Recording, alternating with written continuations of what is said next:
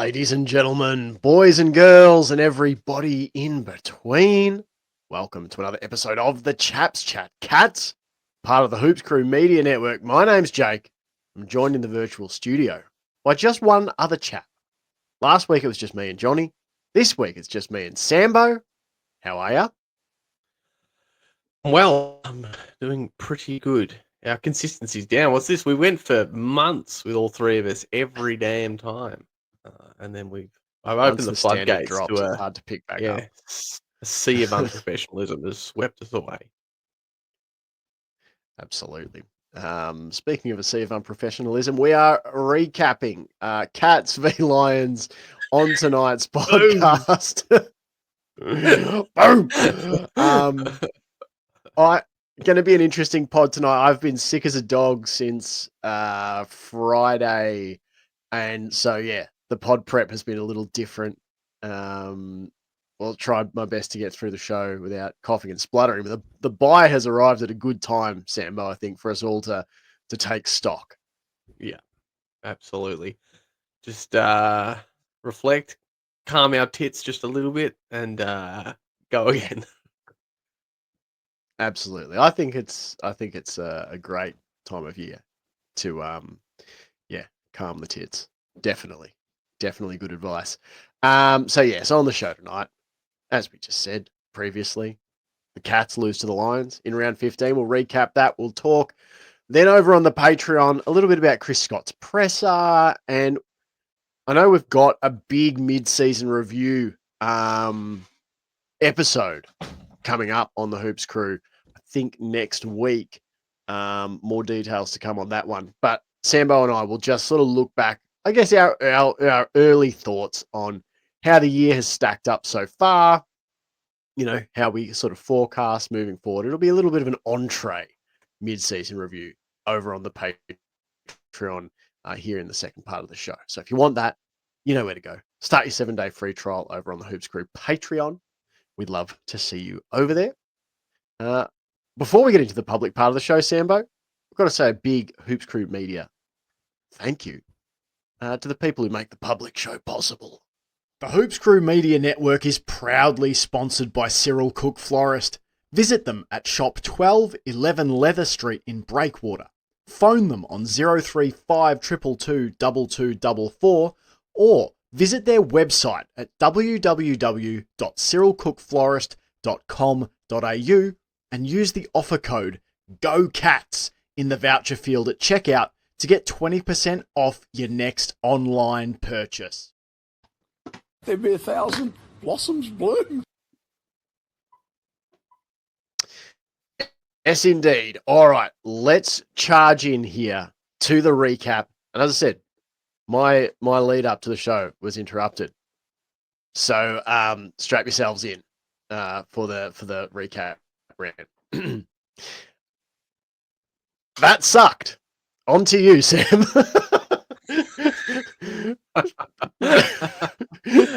This is the week where I prove. This is the week where I prove that the recap rants, if anyone had suspicions that I was writing them with like ChatGPT or some other form of, creative AI that will have enslaved the human populace by roughly the 2032 football season, no such thing.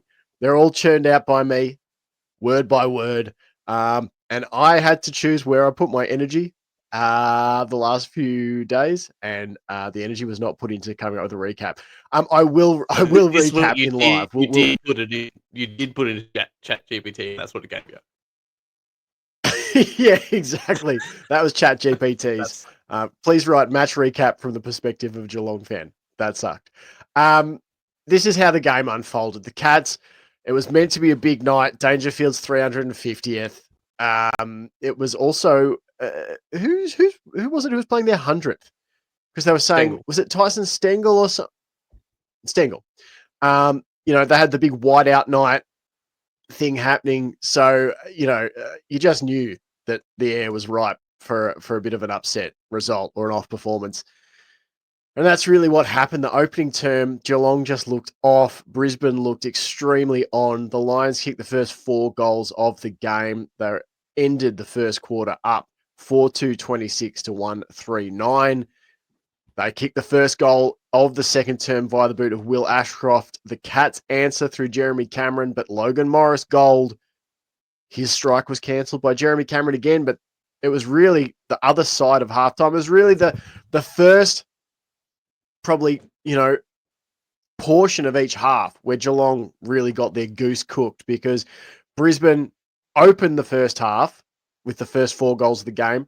They opened the second half with the opening 4 goals of the second half. So that really put things out beyond Geelong's control. We're so used to Geelong responding after half time, but Brisbane really slammed the foot on the gas. The Cats just could never get truly close to make a run at it. The closest they came after the first quarter, they were down by 16 points a number of times in the second term. But after that, Brisbane just kicked away. They just could not whittle. I was going to say they couldn't whittle down Brisbane's lead. They couldn't even get close in a lot of ways to getting the opportunities. I know we can look at 6 goals, 15 to 14 goals, 8. But Sambo, I'm going to come to you for your thoughts here. This match to me wasn't one where I felt like, oh, if we just had a kick straight. Like, to me, the performance overall felt like we were not really anywhere near it. I was going to leave that point to the end to sum up how I felt, but yeah, because like you've brought it up now, I guess I'll say that I do think had we kicked straight, it would have made a difference, but I don't think we would have won the game. I think because we were sort of talking during and not long after too. Me and Johnny were talking. Oh, we weren't that far behind in any real stats, really. There was a few blah blah blah, and it's kind of true, but they do screw with a bit more hindsight and go, yeah, but we were behind in 90% stats, even if it's not by much.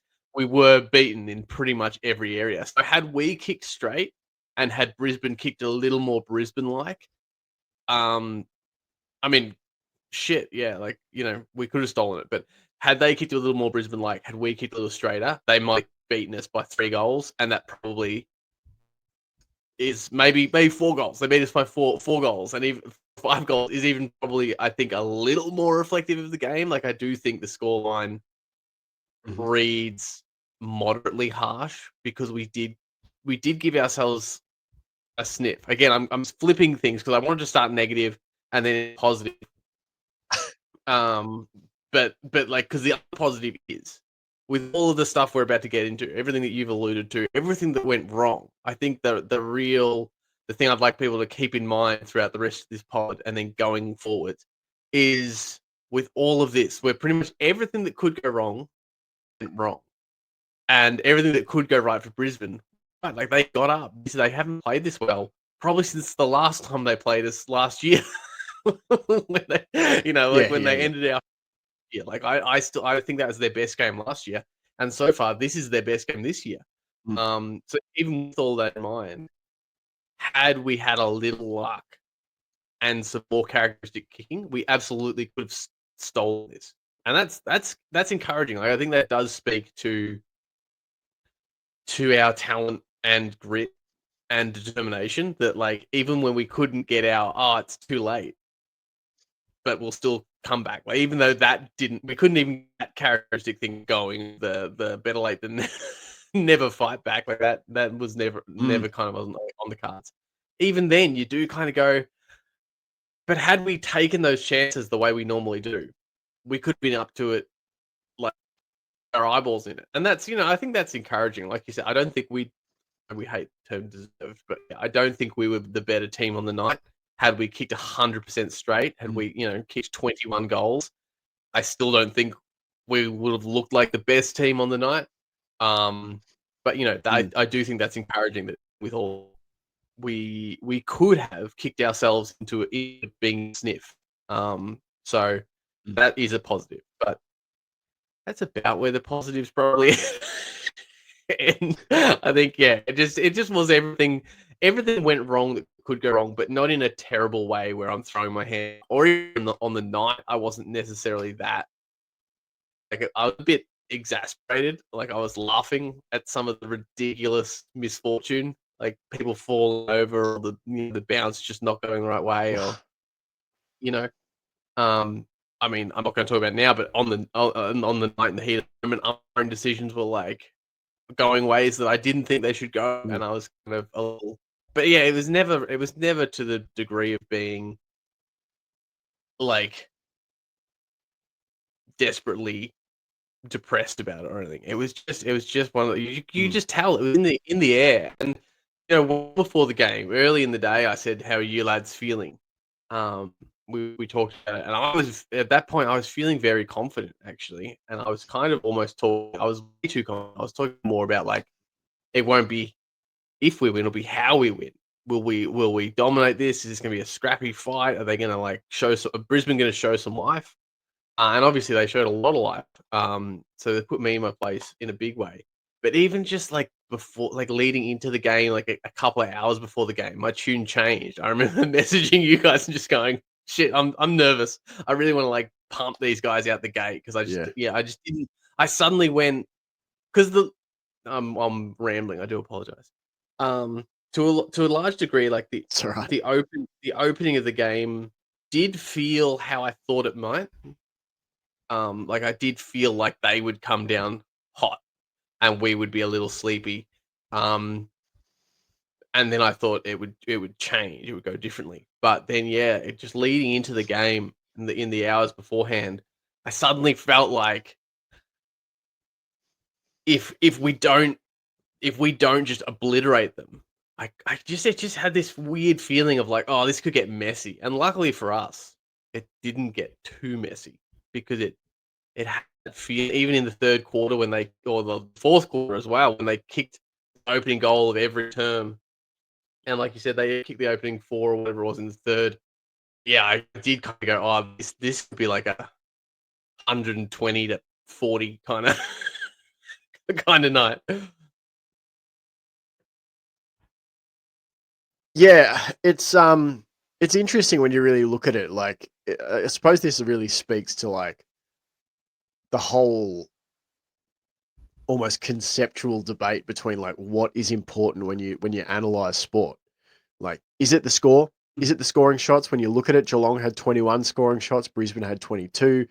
Is it, what do they call them? Someone said, our KPIs, our key performance indicators, are there those things? And I think we can get into some of that about it statistically. Is it the eye test of watching the game and just going, man, we look good or we don't look good? Like, I think it's a mix of everything, but I think you can't argue that, and I certainly wouldn't argue that, if you get a goal from Ollie Dempsey when he kicks it behind at the 20.5 minute mark of the first term, if you get a goal from Tom Atkins when he kicks it behind at the 23.5 minute mark of the first quarter, then after conceding the first 4 goals of the game, Geelong would have responded with 3 goals of their own to Dempsey, Atkins, and Neale. And as it was only Neale who kicked straight. They got the first score of the second quarter to Patrick Dangerfield, a behind. So right there, you just don't know how these things unfold. They got the first behind of the game, Geelong, to Tyson Stengel. You take these chances in the manner that you would normally take them, well, then maybe the game unfolds a little more as it normally would. Now, that doesn't mean you win, but I do think it makes a big difference. Obviously, it makes a big difference to us as viewers, that, and I know different people will have their opinions on what sports people feel in the moment. I can't believe that you don't feel that pressure, that you don't feel that surge of ascendancy from the other team and get that sense that, oh shit, this is just not going our way tonight. Like, it was like, if Geelong respond with the next 4 goals of the game, they respond with the next 4 scores. Unfortunately, it was 1 goal 3, and that just allows Brisbane to feel very confident. You haven't hurt them on the scoreboard. If you look at the second half, Geelong had 11 scoring shots to Brisbane's 11. Or rather, yes, 11 to 11. Geelong kicked 1. What was it in the second half? It was 2 goals. Quick math in my head. We had more scoring shots, did we, in the second half? Is that right? Yeah. We kicked 3 goals 10 in the second half to their 7 goals 4.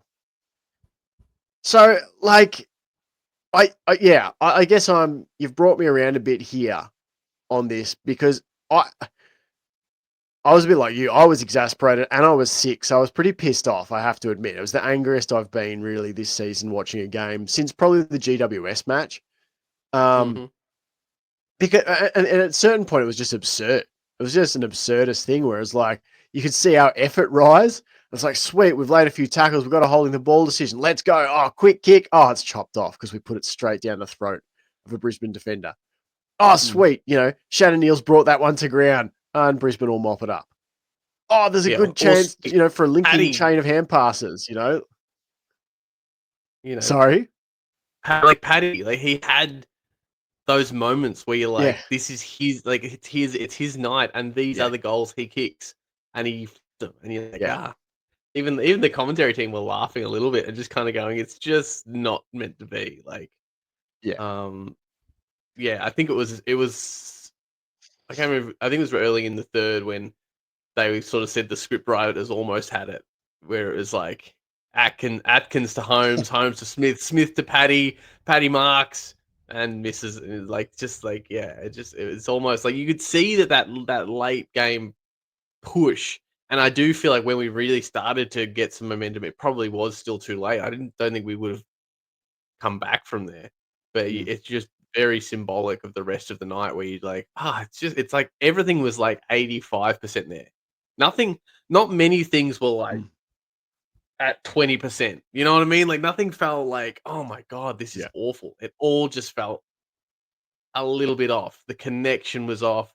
The kicking was off. Our kicking was way off. Our delivery inside 50 is really just basic. It was so easy to read and it just reeked of desperation the way we were slapping it into the 50. Mm. The only thing that probably did operate, I think, reasonably well under the circumstances is the back line. And like I think that might be I don't know if that's controversial or not to say, considering that everyone's talking about the offensive masterclass and Brisbane tore Geelong apart. I think Brisbane did tear us open, but mostly through the middle and in their back line. I think it could have been a lot worse if not for Tom Stewart, Jack Henry, and Connor O'Sullivan. Zach Guthrie did some stuff too, but he also, I think, made a few uncharacteristic errors that sort of stick out in the mind a little bit. But yeah, I thought considering we were missing Sam De Koning, still haven't got Colin Jasny back. I thought the back line looked pretty keen to compete. It was really like any times when Brisbane did kick goals, it felt we were just outworked. There were those goals that we concede because we are so keen on pushing forward. If we get a turnover at the back, we're often on the back foot. We've structured up in such a way to try and push it and move forward, assuming we're going to win the contest, assuming we're not going to turn it over, or assuming we're going to create the turnover. And so often we do get those goals where we go, oh, that looks too easy, but it might only be a few, it might only be 4 of those a game. But this was like 10 of their 14 goals felt like those goals because of how effectively they turned over, how quickly they transitioned from turnover, and how inept we were at stopping that. I mean, if you want to talk about any stat that sums up the game, I think it's the tackles inside 50. And we may have already discussed this privately. I can't remember if we talked about this in the chat or not, but our season average for tackles inside 50 is 14.7 a game. And we Mm. laid 3 in total. Yeah. That like I don't even, and that's Yeah. not just saying, come on, guys, pull your socks up. Like largely, that's Yeah. it's a give and take. It's how Brisbane were able to intercept and then turn it over in a very Geelong like way. And also, yeah, I do think our I don't want to say our effort was down. I think we're in our feelings a little bit. After the first couple of those, like I think there were some players where I felt like Mm. they were up against, and it's been immaturity go through, and that doesn't mean it's just the young players. Like I'm not just saying, oh, all the young guys let us down. This can be senior players as well. I felt like the responses were a little immature sometimes. A lot of hands on hips, A lot of complaining the umpire, a lot of looking at the clock, a lot of looking at the bench. Yeah, they just seem to be real, and Brisbane seemed to do this to us. We talked about it last time we played them, that the previous time, you know, uh, Mm. Tommy Stewart getting, I don't know if he got suspended or not, but he definitely gave away a free kick for dumping Charlie Cameron. Gary Rowan punching Lockie Neal in the chin. Like Brisbane just seemed to be a team that I don't know if it's a vibe thing or if they just have a lot of shit talkers, but from the outset we looked bothered. Mm. And we just never were able to go, oh, well, let's talk with our footy. It was always this, he said this, he pinched me, he pushed me, kind Yeah. of like attitude. That just it's just not us. I don't think. I think that there's a lot of sort of Hawthorn North about Brisbane, like and I mean the DNA is there in terms of Chris Fagan having been involved in those Alistair Clarkson Hawthorn teams. True. And I think Yeah. there's a bit about that when they're up and about. They have a very similar kind of bully ball feel. There's a moment when Cam Rayner got a free kick on the wing and he's laughing at Max Holmes. I don't know if you Yeah. saw that. He's having a laugh because Max Holmes is having a win to the umpire. And I thought there was a lot of that. They come with a certain amount of arrogance to it. I think the fuckwit with the mullet, what's his name? Kai Lohman. Loman. You know, yeah. Like, I think, you know, I felt like on edge the opening few minutes when it was clear that they were going to put it on the heads of our defenders and Lohman was going to run and try and take hangers. I was like, shit. Like there was, I don't know. They just seemed I really do think it comes down to really simple like analysis of they came out sharp and we did not come out sharp. We looked off. Do you know what we looked like? We looked like a team that's been playing well for a month and a half and had just come off like a training run against Essendon the week before, and they looked like a reigning premier who's been up and down all season and wanted to make a statement at a ground that they haven't won on in 2 decades. So like it almost just boils down to being as simple as that, really. Yeah. Yeah, it does. I think your comment about the tackles inside 50 is a good one. And that's not just a thing about the smalls either. I want to talk about Shannon Neal in a minute. But just on that tackles inside 50, as you said, 65.5 tackles per game is our average, and normally 14.7 of those are inside 50. That's the average, as you said. So that's 22% of our tackles on average are laid inside 50. So a little bit more than a fifth. But against the Lions, we had 51 tackles and 3 of them inside 50, and that's just 5.9% of our tackles laid inside forward 50. So that's like a massive difference. And let's pivot into the discussion on Shannon Neal here, because he was obviously matched up against one of the league's best defenders in Harris Andrews, a man with 2 surnames.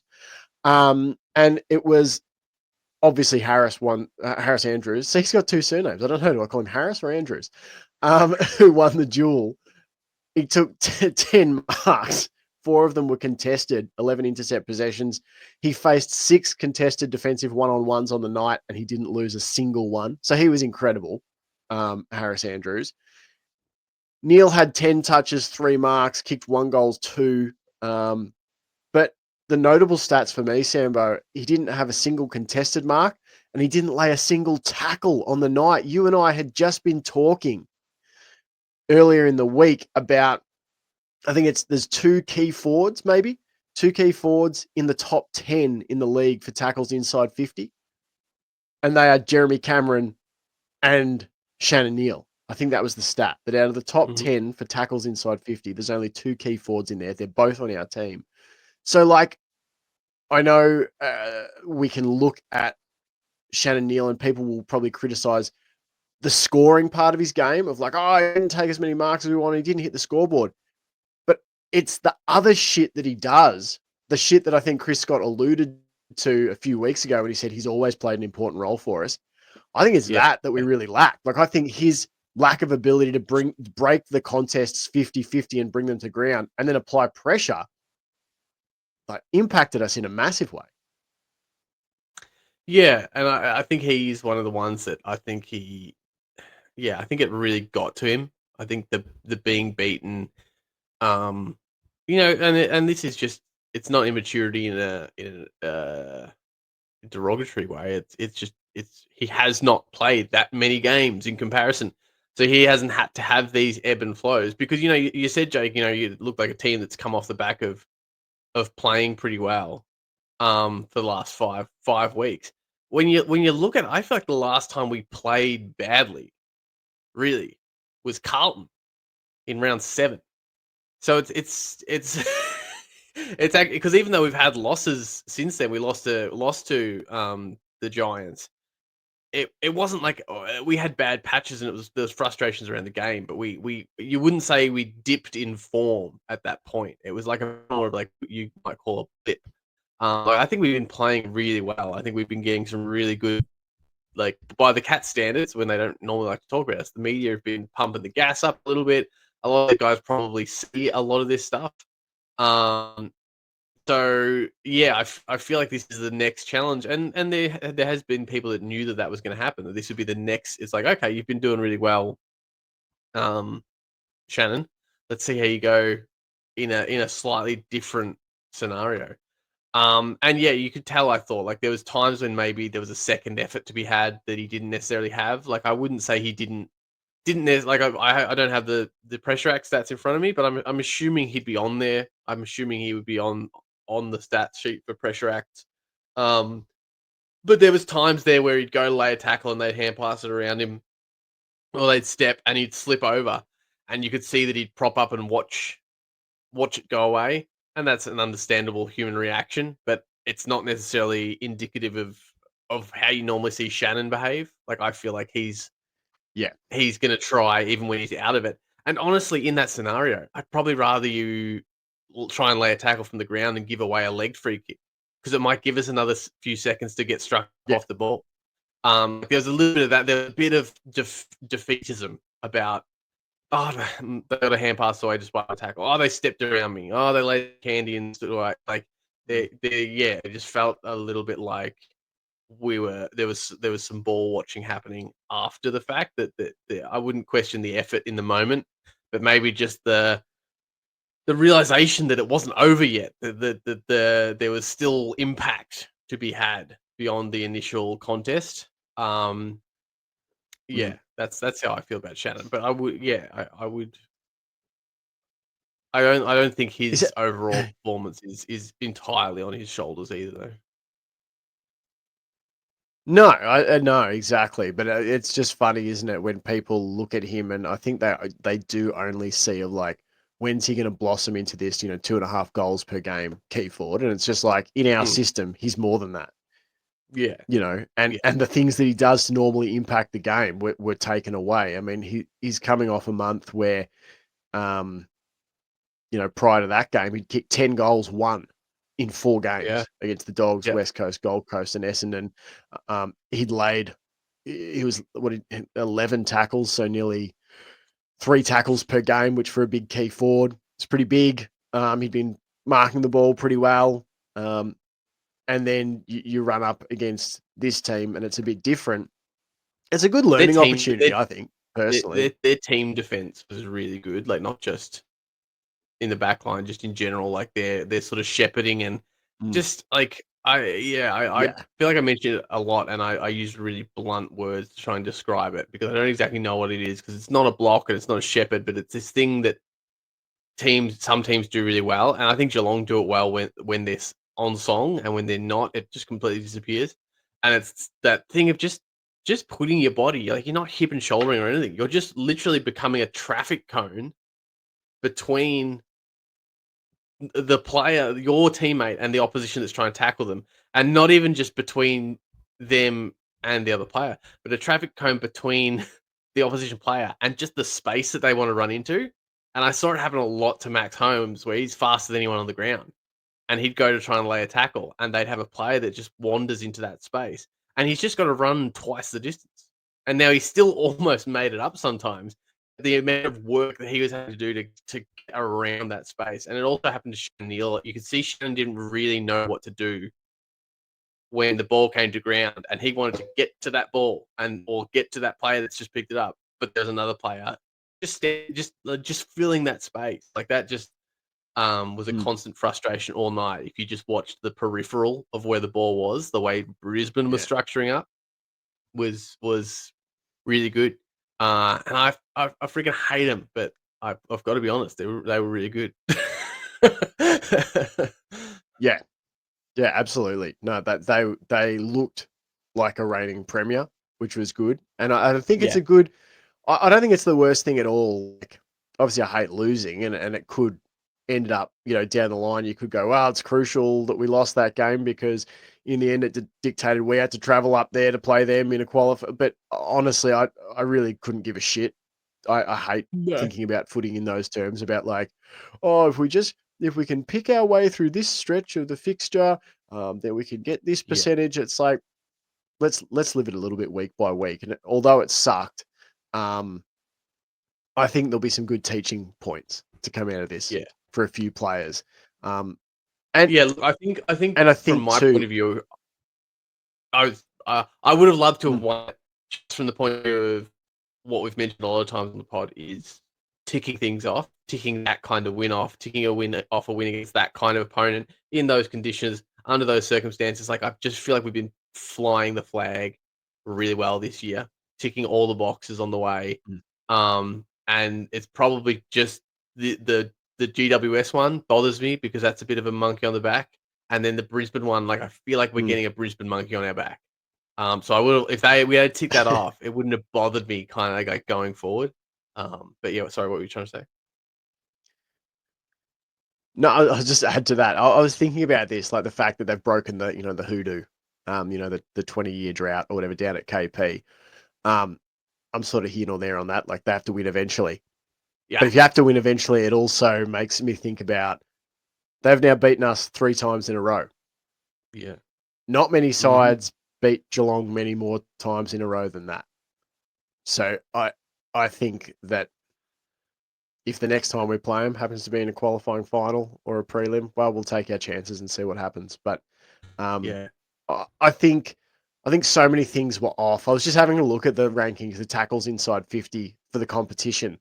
Geelong have 4 players essentially in the top 11. You've got, because there's about 3 people tied for 11th place, 6 people tied for 11th place. But anyway, point being, in that sort of top 10-ish range, Geelong have 4. Tyson Stengel has 30 tackles inside 50. Tom Atkins has 23. Shannon Neal has 20. Jeremy Cameron has 18. And on the night, only Tyson Stengel out of that 4 had a tackle inside 50. You're talking about the pressure acts before. Shannon Neal, the lowest pressure act on Geelong's team with just 3. 3 for the seat, 3 for the game. To be fair, I thought it'd be higher than that, but there you go. Yeah. And Jeremy Cameron also he had 6 pressure acts, no tackles. So no tackles for either of Geelong's key forwards, and normally they're very, very fucking good at it. I just wanted to mention here, I thought the way that Brisbane played is the way that you put yourself in the frame to beat Geelong. There were stretches of this game that reminded me a lot of the Collingwood game. So, when you were saying, like, can we win a game like this? I think we already have won a game like this in terms of taking on this kind of game style. I think Brisbane have a different sort of edge to them than Collingwood. But the Collingwood game is very similar to what Brisbane did to us on the night. Against Collingwood, we just played better. We played our brand of footy well. But, like, Collingwood tried to take us apart through the middle, moving the ball. Yeah. The stat that stuck out to me was like that illustrated probably the spread and movement from Brisbane, because I didn't think they were more physical than us. Like I thought the contested part of our game was actually all right, but they got, talked about that too. Fagan even talked about that. He talked about the fact that Geelong loved to get physical and they wanted to take the contest away, which is interesting because in the past I feel like Brisbane would have wanted to do the opposite. Yeah. 100%. And they outgained us 234 to 168 in uncontested possession. and 110 to 81 in marks. They had 7% better disposal efficiency. See, I thought that's the way whether Geelong's playing well or Geelong's playing badly, like that's how you put yourself in the frame to be in the game with Geelong. You have to move the ball quickly and with a sense of command. You can't do what, like, say, Essendon did and try and chip it around and slowly transition. Yeah. I think you go back to that Port Adelaide game that we were at last year, where, you know, they took us apart in the opening half and then we got back into it. And the way they did it was quick changing of angles. They accumulated a lot of touches, but they did so at speed. So yeah, I think they did what they needed to do. Our pressure is normally better though. So in those situations, that's how we stay in those games, despite other teams and trying to enact it's that not style. it's not just gut running that pressure. It's that structure. It's the structure. Every time we lose, Sammy brings up the structure. Oh, because how many times was there an open player? Yeah, and Brisbane were generating Like where they'd be the spare kicking really well. They were generating the spare really well, Mm. which again is what Geelong tries to do. And I think we weren't able to do it because we were too busy chasing their spare or something. But for whatever reason, we weren't doing it as well. So they did generate the spare really well, but also they were moving the ball in a similar way. I thought the Bulldogs as well. Another game where we kicked straight and still won. But we also had such a sharp game plan for the Bulldogs, and in that first use video where he displayed how Geelong were structuring defensively to stop the handball game. And the whole night against Brisbane, I was going, I know I'm not a coach. I'm not watching, so I'm sure there's reasons why. But it feels really strange that we're not doing that. What I saw against Brisbane was a lot more of player picks it up, 2 Geelong players try and tackle him, and he just squeezes a handball over the top or out the side. And now we've got 2 players to their 1 where the contest is no longer at, where the ball's no, and it was players that, like, good players that you want to tackle. And even, my favorite players, the players that played well, like Tom Atkins, sometimes you would see Tom Atkins and O'Sheen Mullen try and tackle the same guy. And now I get that it's advantageous if someone can wrap someone up a little bit and you can then go in and help the tackle. You can help that to stick. But if you're both off the player and you're running at the player, it never worked. It never worked. Yeah. And and I remember in those moments going, great. So now we've got O'Sheen Mullen and Atkins, both the players who I would like to be the next one tackling. Now nowhere near where this ball's going to land. And this ball's going to land at someone that's free. And Zach Guthrie peels off his man, leaves the guy he was on to go and try and tackle, as he should. And then it relied on O'Sullivan, Stewart, or Henry to come in and lay an absolute Hail Mary 30-meter dash. And credit to them, sometimes they did it. But it was generally when Brisbane had picked the wrong player in that moment. They'd picked the player that was, 20 meters away from Tom Stewart, not the player that was 40 meters away on his own at the edge of the arc. So there was some let-offs there. But yeah, I just felt like the way we were structuring up off the ball was again, to use that word, it was desperate. We were desperately just trying to get the ball back, tackle the man, and we weren't thinking 3 steps ahead like we were against the Pies, like we were against the Bulldogs. And 2, like, I think, I don't know where you want to go now, but I didn't know if we'd moved on from the pressure inside 50, but I did just want to bring up 2 stats we've already talked about, but just comparing them together. The tackles inside 50, which is 3 compared to our normal nearly 15, versus inside 50s, which is 51 to our normal 53.2. So again, it's not like I think that just continues to illustrate the lack of pressure in the forward 50, because you could get a low tackles inside forward 50 count because you're not getting it up there. We were getting it up there, but I think everything in our forward 50 fell apart. The delivery inside 50 was not to the advantage. It was generally the wrong style of kick, in my opinion. A high floater into the goal square against a dominant key back when you don't have Tom Hawkins sitting in there. And it was the wrong kind of kick, and it was poorly executed because it was not to Neil's advantage, and or even to Paddy's advantage when he was in there. And we did it too many times. It was too easy to read, and it was so predictable.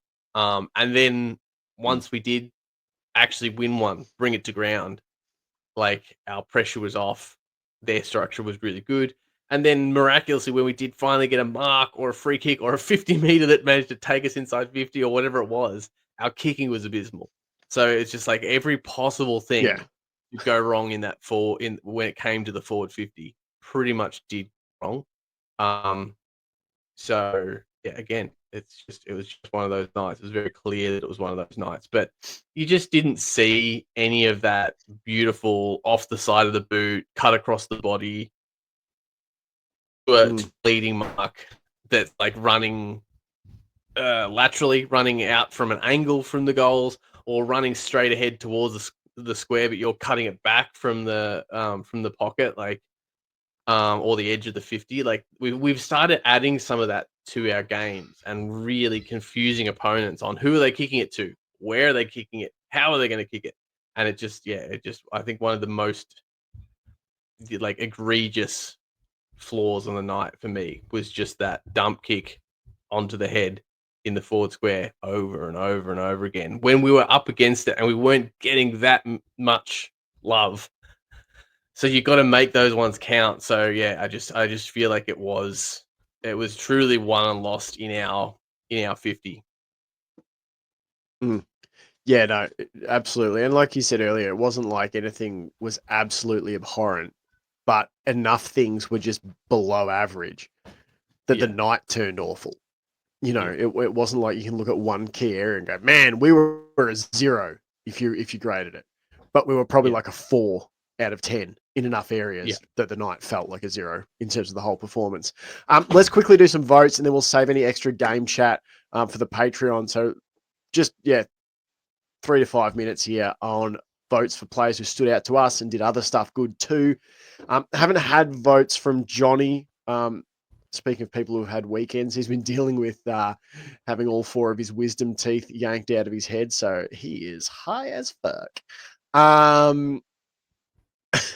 So I have gone with 1 vote to Bailey Smith, and maybe we'll give our reasons here because there's only 2 of us. It was the work rate factor from Bailey Smith. I thought he stuck at it, even though it was an off night. Even though I didn't think it was his best night, I thought his ball use was actually pretty bad on the night. I think he had 12. Was it 12 turnovers? Maybe on the night. I'm trying to find disposal. Where are we? Turnovers, possessions, turnovers. Here we go. Turnovers were 12 turnovers for Bailey Smith. The next closest was Brian Myers with 5.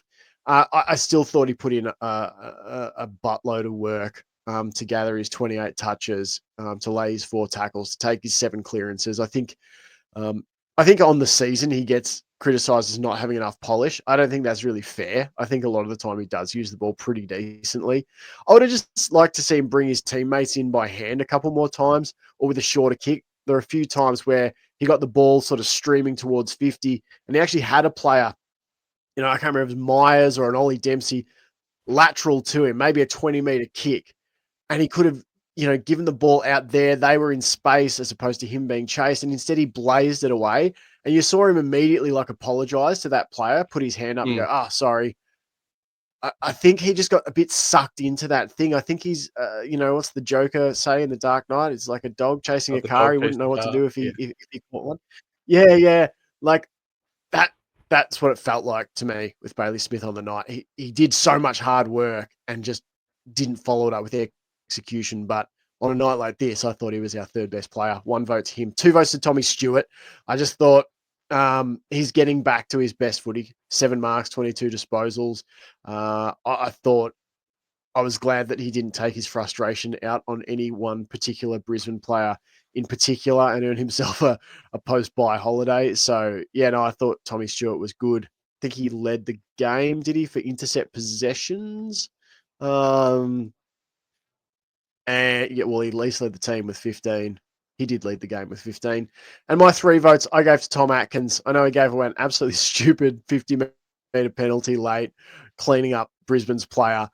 That was just the most obvious case of I am fucking over this shit.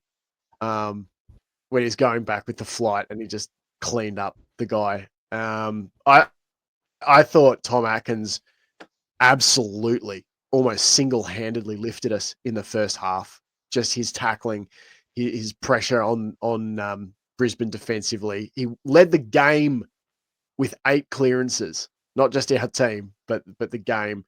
21 touches, 3 marks, 6 tackles, 8 clearances. He didn't use the ball particularly well either. I think it was only 36% kicking efficiency or something like that.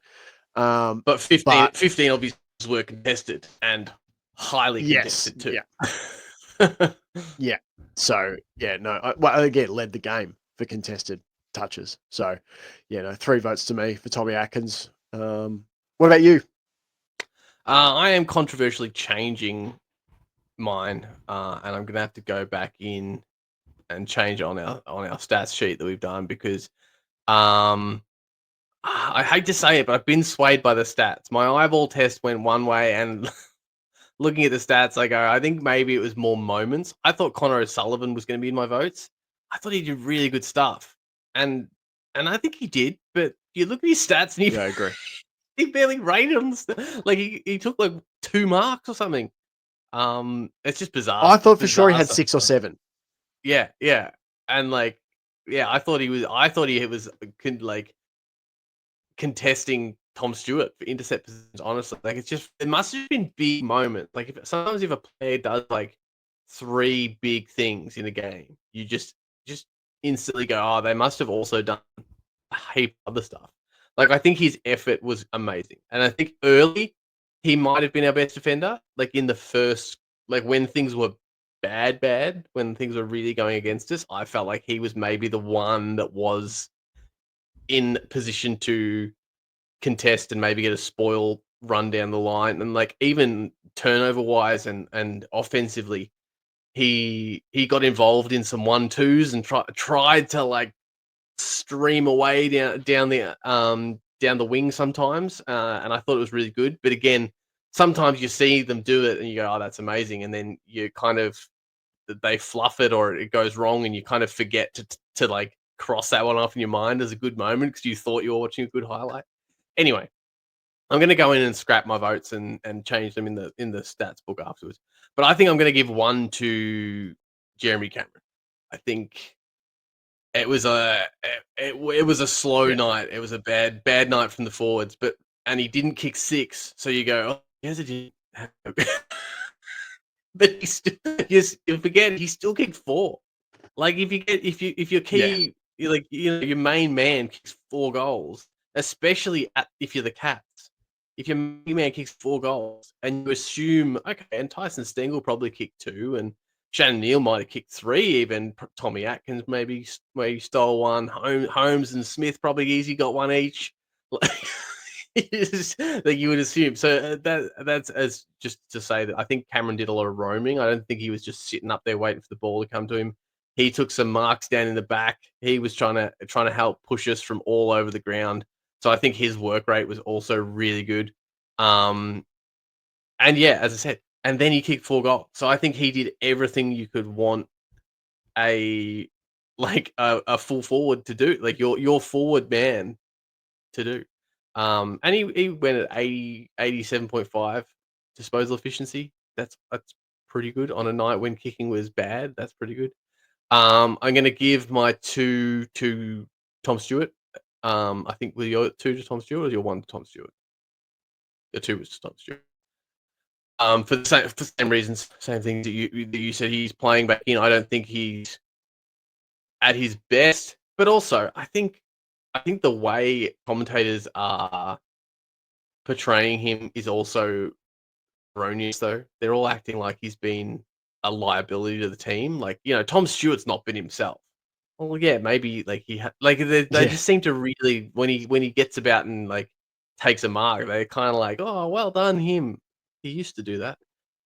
Anyway, and my 3 votes also go to Tom Atkins. Like he is the player every week that's efforting, and I don't hold that the stupid 50 against him because I don't think it was like a super malicious one. I'd I have think done if it. you wanted to, I think he was like that's the level of effort he goes at. and like nobody else was flying at it and giving away 50s.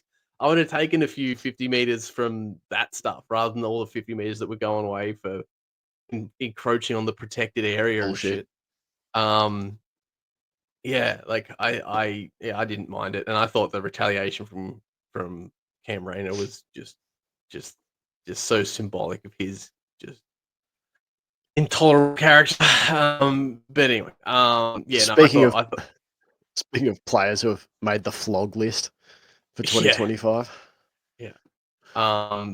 But I thought Atkins, and I feel like I'm a broken record here, but he was good when we were going well. He was the reason we were going well sometimes, and even when things were going absolutely abysmally, he was playing the same. He didn't look any different when the momentum was our way or against us, and I think that's the hallmark of Tommy Atkins, and it's why he often squeezes into my votes, and then why, like, by about half time, I don't think anyone was taking his 3 votes away from him, from my point of view. Can we just appreciate that if you just sort it by midfielders and take rucks out of it, Tom Atkins is 10th in the competition this year for clearances.